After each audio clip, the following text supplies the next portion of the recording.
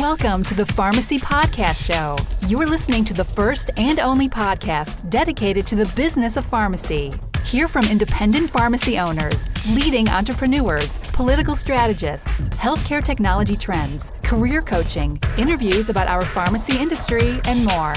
Be sure to subscribe to the show via iTunes and leave us a voice comment from our contact section on the website. You can find all of our episodes at pharmacypodcast.com. Hi, and welcome to the Pharmacy Marketing Simplified podcast, part of the Pharmacy Podcast Network. I am your host, Nicolle McClure, president of GRX Marketing. Today we are tackling the subject of marketing your MTM services with special guest, Dr. Blair Thielemier, and also she's a fellow podcast co-host. Blair, welcome to the show. Thank you so much for having me. Just to give you guys a little bit of background on Blair, she is an independent consultant pharmacist living in Arkansas with her husband and daughter. Her latest project is the first ever virtual pharmacy conference, the Elevate Pharmacy Virtual Summit. She was also the founder of Pharmapreneur Academy, an online e-course and community where she guides pharmacist entrepreneurs through the process and barriers of building a pharmacy consulting business. She is also the author of How to Build a Pharmacy Consulting Business, a contributing author for Pharmacy Times, and a guest host on the Pharmacy Podcast. For more information, please check out her website, btpharmacyconsulting.com. Blair, I'm so excited to have you on the show as an expert on marketing and consulting on MTM pharmacy services. So right now in the industry, I feel like we're kind of in a turning point where clinical services in the independent pharmacy setting and doing MTMs is kind of at a critical point where they're becoming more important than ever before. So in your expert opinion, why is that vital for independent pharmacy owners to do? Well, I think there's really 2 points that we need to highlight as far as why we are focused on clinical services and why MTM is more important than ever. The first is because of the changes that CMS is making in their value-based payment. So they are shifting the model from the traditional fee-for-service to a fee-for-performance model. One part of that is the medication-related quality measures, which we know as star ratings. We have a lot of resources in the pharmacy that helps us recognize which MTM adherence and which clinical services really impact these star ratings the most, especially using dashboards like the Equip dashboard. But it's becoming more and more important that pharmacists understand these quality measures and they understand how they impact them. So one way that they do that is through clinical services and MTMs. The other big point that I want to make for pharmacists who are doing MTM and clinical services in their independent pharmacy setting is that it sets independent community pharmacies apart from the competition. I really feel that the one-on-one consulting type of services are what is going to help usher independent pharmacy into the future. I think it's what's going to help us compete with the big chain retail, and it's going to really offer services to our patients that they find valuable and helps improve their outcomes.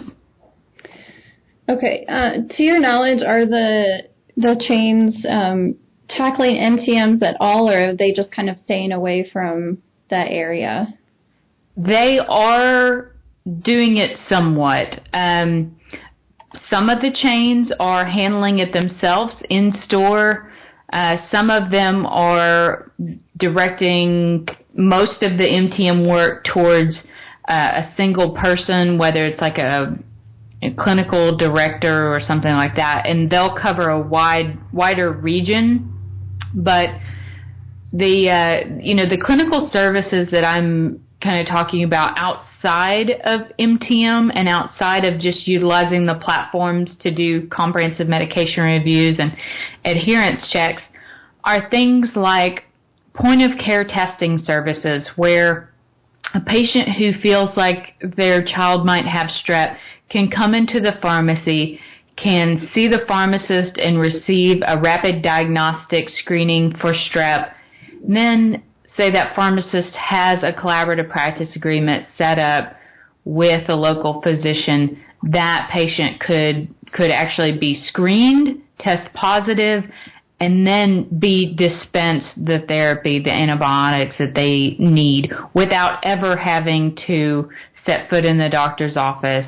And those are really the types of services that go above and beyond. And at this point, not many chain pharmacies are offering those types of services. Those would be kind of the minute clinics, which are being tested in some chains.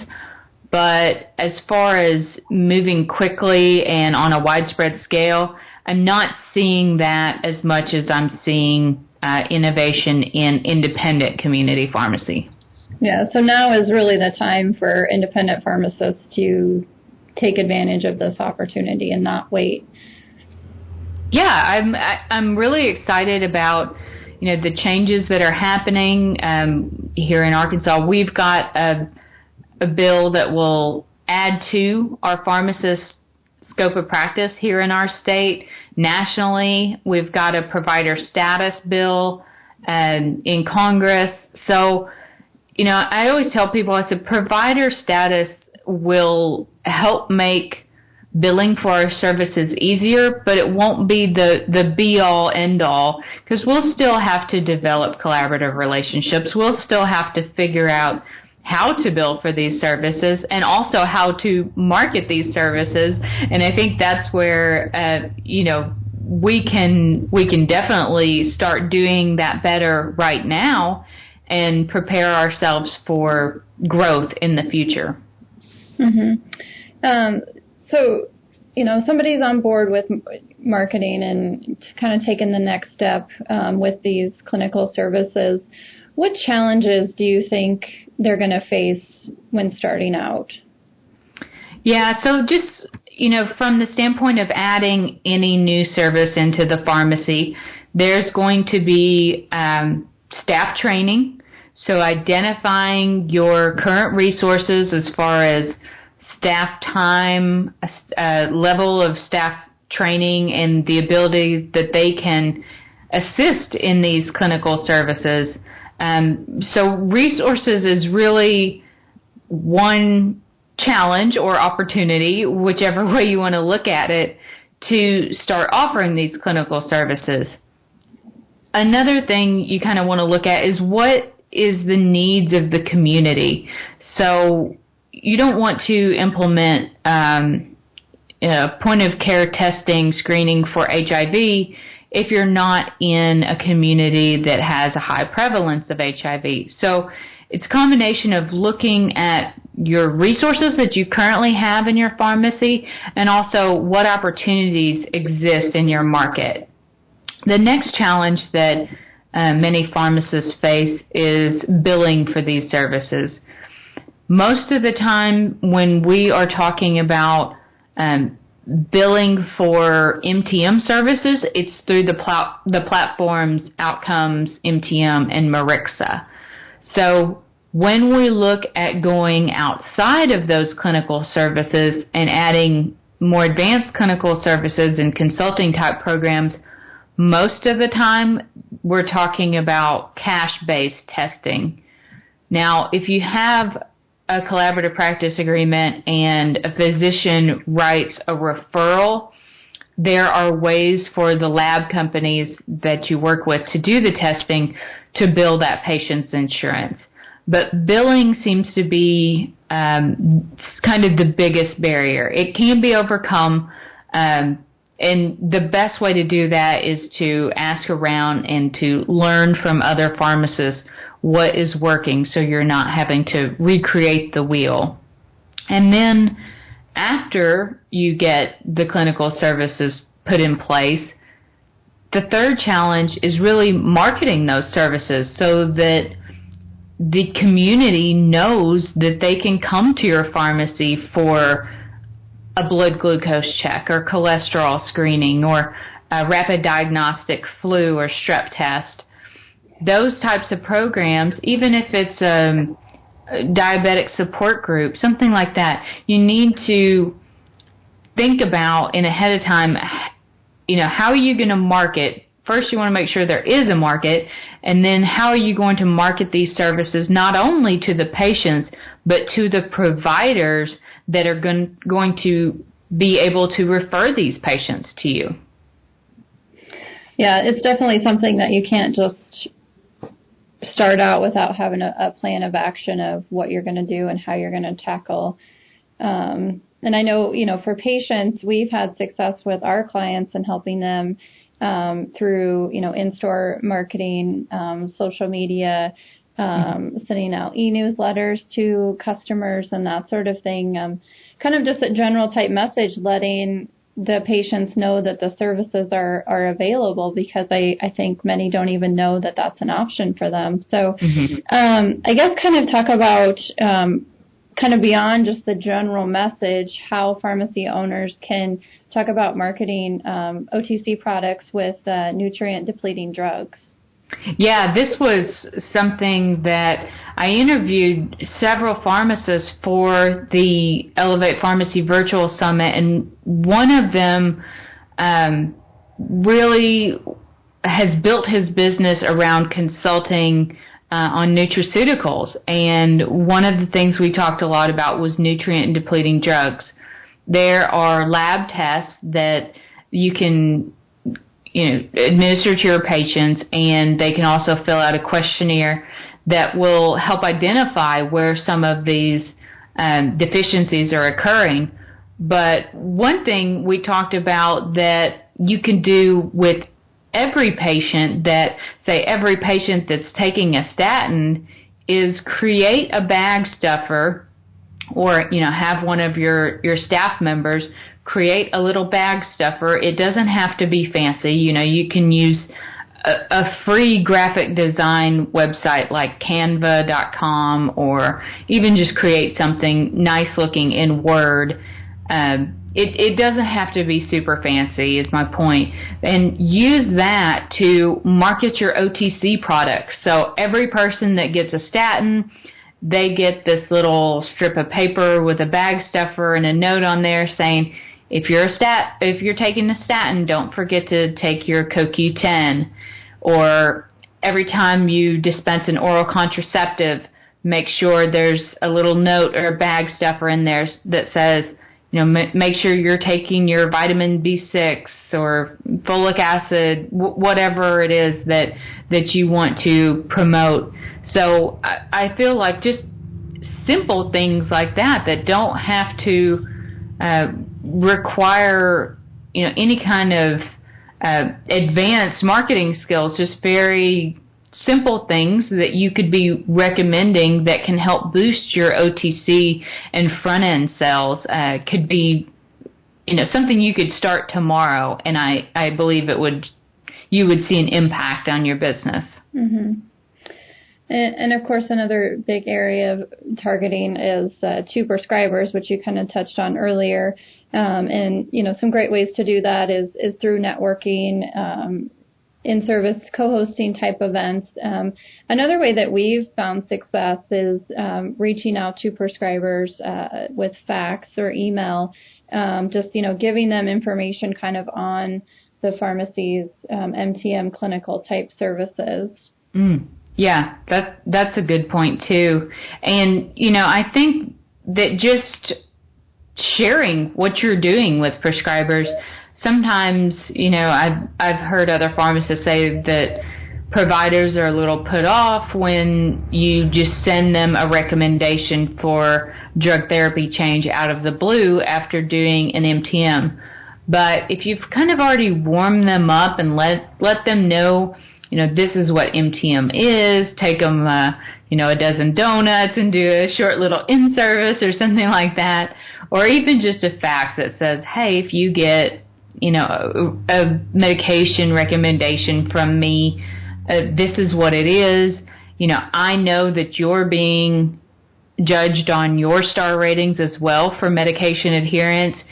Just like we are, we're working to help your patients become more adherent to their medications. This is one of the programs that can help that. We are monitoring your patients' refills every month and putting them on a medication synchronization program. And, doing this we feel like will benefit the patient, but it will also help improve your medication-related quality measures and the star ratings that these plans are really wanting to push as far as getting patients off high-risk medications and improving adherence and, getting a CMR completion rate that's over 76%. So just things like that are things that you can share with prescribers, whether it's, just something at a networking event or you bump into them in the grocery store, tell them a little bit about what you're doing, even co-hosting an event. One of the pharmacists that I interviewed for the summit talked about they had co-hosted some events for, I believe it was women on hormone therapy. It was a short, half a day seminar where they brought in several different speakers and just talked about hormone therapy, hormone replacement, lifestyle modification, things that women could do that were going through menopause or post-menopause. And, that was something that it was valuable to the patients that they were offering it to, but it was also creating a relationship and a partnership between that pharmacist and that physician's office as well. Yeah, that's a great idea. And I think kind of the other thing is, maybe looking for groups in your market that you can go and speak to. So, if you have any of those niche groups, HIV support groups or, maybe just like a senior center and going to offer to do a free presentation is a good way as well. Yeah, I would definitely reach out to, the local Rotary Club. If there is a local senior day center, they bring in speakers a lot for low income or rural health clinics. A lot of times they'll have diabetic support group programs where they bring in speakers because, my mom has run programs like this where they bring in a podiatrist one month and talk about foot care. They bring in a nutritionist one month and talk about, what diabetics should avoid in their diet. So they're always looking for experts that could come in and discuss.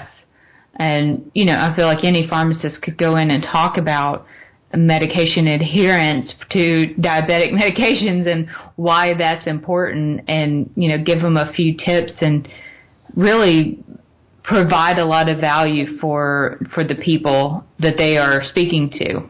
Mm-hmm. Definitely. And I think kind of another maybe unexpected surprise of doing these services, you're not only helping your current customers, but it's an opportunity to gain new customers, by asking for referrals or, just promoting your services through prescribers and educational events. You may get new people walking in your door as well. Absolutely. And, I've gotten referrals through just doing MTM for people that are our current customers in the pharmacy to people who are not our customers. And, that's what we call grassroots marketing. That's right. People receiving a really great service, being just blown away by, the over-delivering of the pharmacist, which I think that we are really good at, and sharing about their experience. So I think that that's hugely underrated. Whenever one of the pharmacists I interviewed, she talked about pharmacogenomic testing. So they're offering cash-based pharmacogenomic testing in their community pharmacy.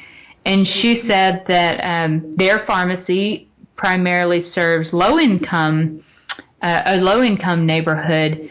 And what's they found was when they started offering these more clinical services, like pharmacogenomic testing, they actually had referrals from people across town. So there were people coming in, willing to pay cash and asking for these pharmacogenomic services. So they actually saw an increase in new customers that didn't actually live anywhere near the pharmacy. So I thought that was kind of interesting too. Yeah, that's very interesting. I think a lot of times we kind of get in our box, so to speak, where we don't look outside where our core market is. So that's excellent. Mm-hmm. So say that, the pharmacy owner, they want to do MTM services, the clinical, and really branch out, but, maybe they just have challenges of, they're the only pharmacist, they just don't have time to market or get out or do the billing. I know an option is to use an independent consultant to complete the services. So kind of talk about the benefits of that and how that works. Yeah, so using an independent consultant is something that I see as kind of hiring a clinical relief pharmacist. So if you're a one-owner store and you need double coverage in order to offer these kinds of services, you could hire a pharmacist like myself who helps you complete all of your MTM programs and all of your CMRs. And if you're doing anything additionally, like health and wellness consulting, you could actually plan to block schedule in the appointment model a time for a consultant to come in and do something like that. So I think that using a consultant is a way to get another highly experienced and a pharmacist with expertise in a subject to come in and help you complete these services, whether it's just a one-time implementation and helping set up and kind of get your MTM program rolling, or if it's ongoing management of the MTM program, they can, help train your staff members to help you do some of these more clinical or some of the less clinical tasks that will free you up to do clinical work.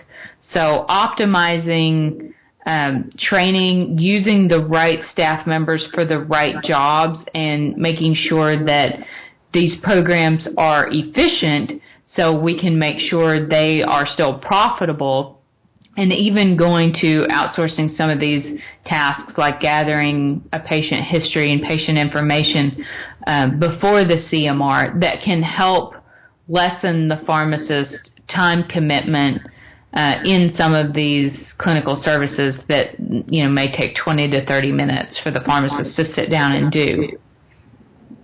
Okay. So when you partner with a pharmacy owner for the consulting services, what's is there a common hurdle that you see that needs to be overcome, or does it kind of vary by location to location? The most common barrier is having the time to do the services. So whenever I first started doing MTM, I had been working as a clinical hospital pharmacist. I had lost my job due to budget cuts. I was 6 months pregnant, and then I just decided that it wasn't really a great time to be looking for a job, so I would do relief work for some of the local community pharmacies until, after I had my daughter and my maternity leave. So because I was out doing relief for these pharmacists, and because I had a strong clinical background, some of them started asking me to help them with their MTM programs. So my first reaction to that was, I don't know how to do that. I'm afraid to bill Medicare. What if I do something wrong? And I just had that fear of, I'd never done it before, so I'm not expert enough to do it. But once I started using the platforms and I had another pharmacist walk me through my first few cases, and then I went and took the MTM certification through APHA, I felt much more comfortable. So I think that the biggest barrier is kind of a function of not having enough time and also not being comfortable enough to feel like you can be efficient and you can do a well enough job. So that's what I help in my e-course that you mentioned, the Pharmapreneur Academy. I have created a very step-by-step process in that e-course about how to make yourself comfortable with doing MTM and how to make sure that you're doing it efficiently. You are making recommendations that are easy for the provider to act on. For instance, having a sheet where if you're recommending a statin be added to a diabetic's therapy, it's kind of a pre-made out prescription where I'll put the reasoning, I'll put the evidence-based medicine behind it, and then I'll have kind of some options, simvastatin 40 milligrams or atorvastatin 20 milligrams or whatever, and they can literally just check the box and sign their name and fax it back to me, and it's a valid prescription. So those are the types of things that I think that we need to share as pharmacists that really work and help make that program more efficient. And those are also the kind of things that I teach to consultants so that they can help community pharmacies in a fast, efficient, and more expert kind of manner. Yeah, that sounds great. So just to kind of wrap up the podcast, I'd like to talk a little bit more about your Elevate Pharmacy Virtual Summit that's coming up. If you could kind of give us more information on that, what it'll entail, and how people can register and receive updates on that. Yeah, I am really, really excited about this summit. It is what one attendee described as the ability to attend a high-quality pharmacy conference from the comfort of home. So that made me really happy for her to say. What I did was I interviewed 22 experts and pharmacists, not all pharmacists, but as I mentioned, some were professional sales people, one was an industrial engineer, one was an expert in the finance industry. So I interviewed these people about new opportunities and profitable pharmacist-led clinical services. And I've packaged it together so that, day one, we focus on pharmacist impact on quality measures. Day two, we're focusing on efficiency. Day three, we focus on marketing. So each day has 4 to 5 new interviews being released. It is free to join April 5th through the 9th of 2017, and it's really a place that I created for independent pharmacy owners and also for primary care consultants who want to work in physician's office type settings to identify the trends and the opportunities in enhanced clinical services. So we talk about clinical consulting, quality measures, billing challenges and how to overcome them, and how to really create these profitable programs. And the way that I've structured these interviews are choosing pharmacy leaders and experts in the industry and talking about what they've done in the past that worked and, what their tips and strategies and advice are for building and growing their pharmacy businesses. So I'm really excited about it. The website, it should be up in the next couple weeks. It's at elevatepharmacysummit.com. So you can go ahead and register, get on the waiting list, and as soon as I get the full site up and running, you'll be able to go on and register for free. So I'm really excited about that, and I hope that all of you guys will join me on there, and then also join me in our private Facebook group for Summit attendees, and discuss, what ideas did you find most valuable, and what are some tips that you have, found that you would like to add, or questions you have for some of the expert speakers on the summit. So I'm very excited about it, and I want to welcome students and pharmacists and anyone really interested in enhanced clinical pharmacists or pharmacy services to come join us on the Elevate Pharmacy Summit. Yeah, that sounds great. I'm definitely going to have to check it out. So, Blair, thank you again for all your insight and expertise and joining me today. I think you gave a lot of great ideas for pharmacy owners to get started on doing clinical services and MTMs. Thank you. I appreciate that. And thank you again for listening to another episode of the Pharmacy Marketing Simplified podcast. Be sure to check out our website at grxmarketing.com for more information on how we can help market your pharmacy. We hope you enjoyed another episode of the Pharmacy Podcast Show. Be sure to subscribe to the show and send us a voice message with your ideas and comments from our contact section on the website. Did you know we develop digital health content to assist with business development and marketing efforts? Learn how we can help you drive more patients, physicians, and targeted leads to your website. Contact us today at pharmacypodcast.com.